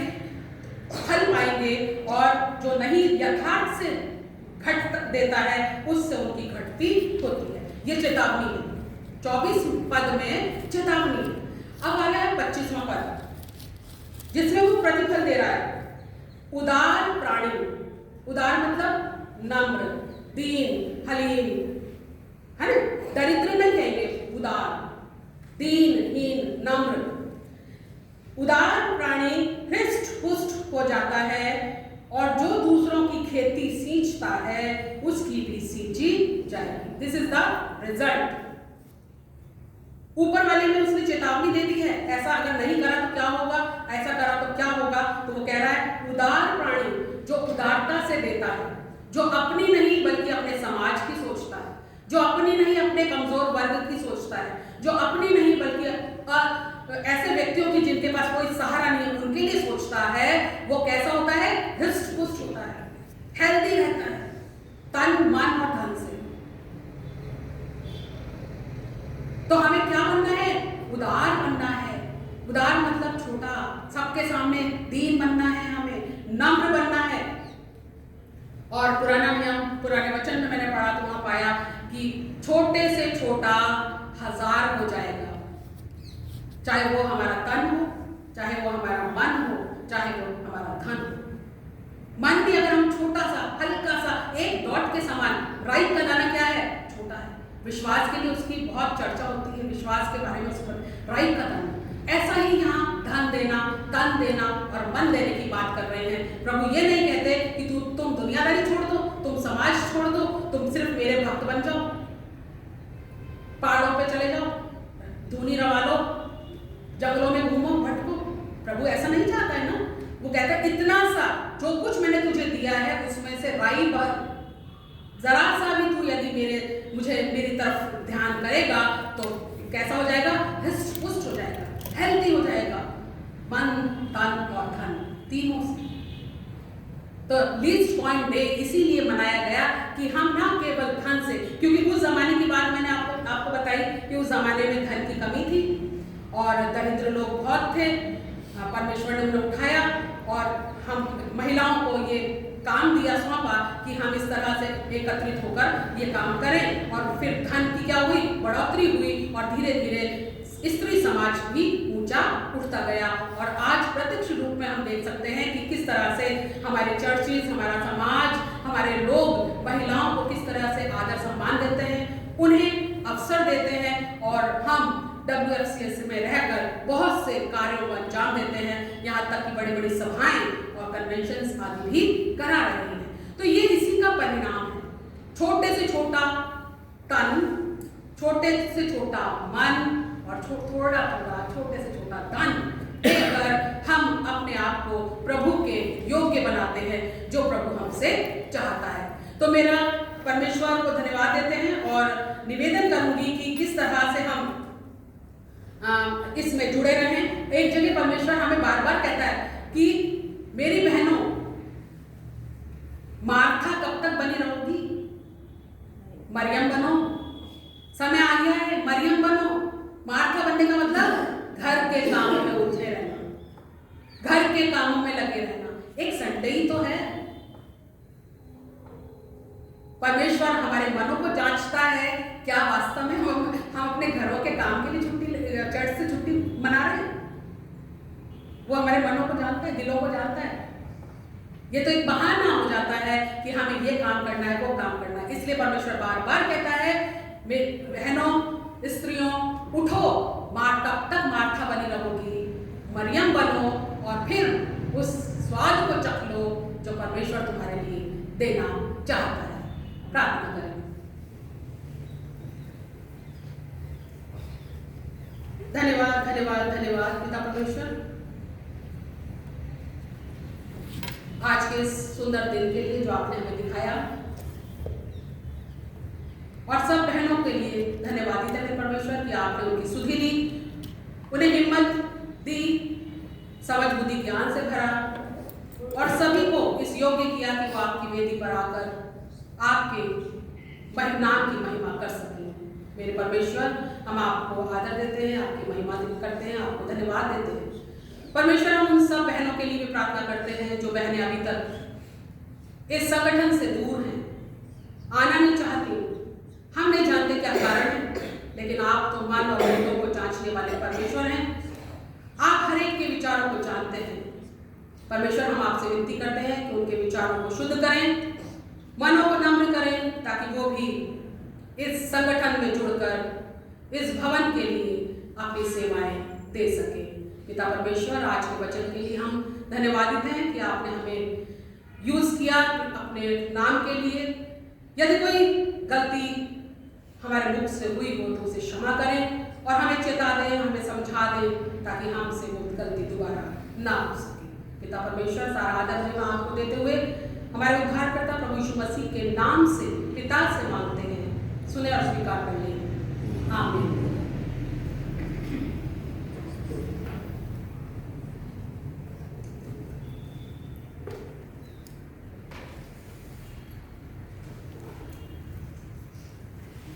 धन्यवाद मिसेस करुणा फॉल्स आपका आज के सुंदर और प्रेरणादायक वचन के लिए। परमेश्वर आगे भी आपको अपने कार्यों के लिए बहुतायत से इस्तेमाल करे, हम परमेश्वर से यही प्रार्थना करते हैं। आइए हम गीत गाएंगे, गीत संख्या 466, जो कुछ हम देते हैं। इसी दौरान हम प्रभु की भेंट भी देंगे और भेंट देने में हमारी सहायता करेंगी मिसेस शालू सिंह और मिसेस विनीता राणा। इसके पश्चात हम भेंट की प्रार्थना करने में हमारी अगुवाई करेंगी मिसेस ममता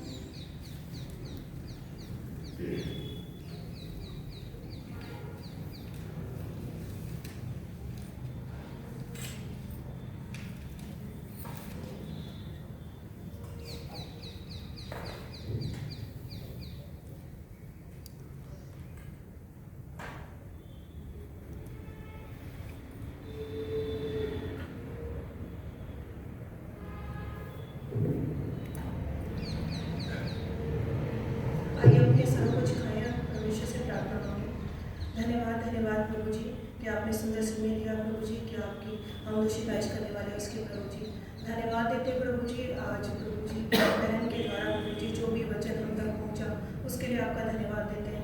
तेरे नाम और जलाल में इसी तरह से उनके जीवन को इस्तेमाल कीजिएगा और धन्यवाद देते हैं उन सभी बहनों के जीवनों के लिए जिन्होंने प्रभु जी आज के दिन इस लिस्ट को बनाने में प्रभु जी सहभागिता निभाई और यहाँ तमाम उपस्थित हर एक सदस्य को भी प्रभु जी तेरे नाम और जलाल में प्रभु जी इस्तेमाल कीजिएगा और आशीष कीजिएगा।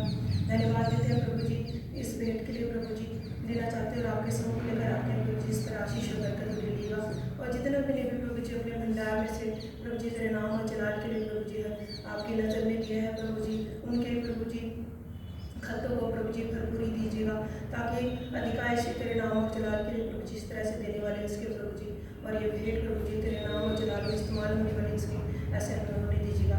तमाम आदि तुझे देते हुए इस छोटी सी आराधना प्रार्थना को तेरे प्यारे बेटे यीशु मसीह के वसीले से मांगते सर और विनती कीजिएगा।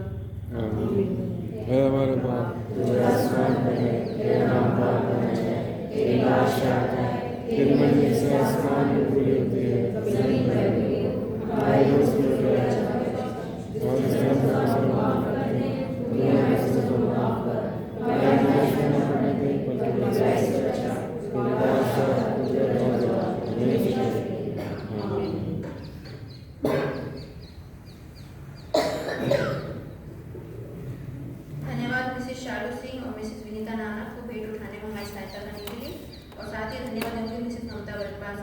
भेंट की प्रार्थना करने में हमारी अगुवाई करने के लिए।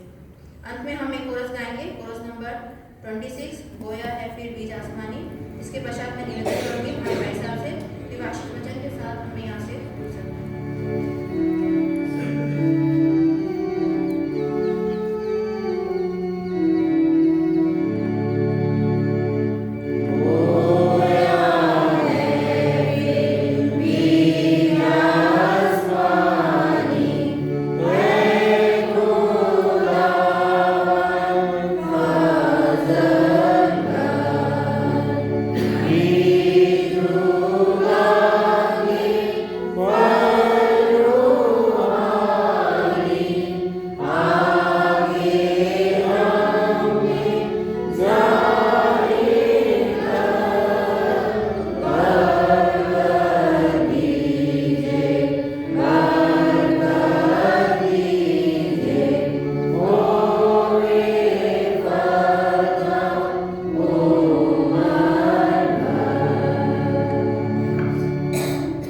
अब हमारे प्रभु यीशु मसीह का अनुग्रह, परमेश्वर पिता का प्रेम, पवित्र आत्मा की सहभागिता हम सब विश्वासियों के साथ, संसार के तमाम विश्वासियों के साथ, यहाँ उपस्थित हर एक जन के साथ, हमारी कलीसिया के हर एक सदस्यों के साथ, विशेष WFCS की हर एक बहनों के साथ और हर एक उस बहनों के साथ जो पिता परमेश्वर अपने जीवन में छोटे से छोटे सिक्के को निकाल कर प्रभु आपके नाम को महिमा देती है। हर एक बहन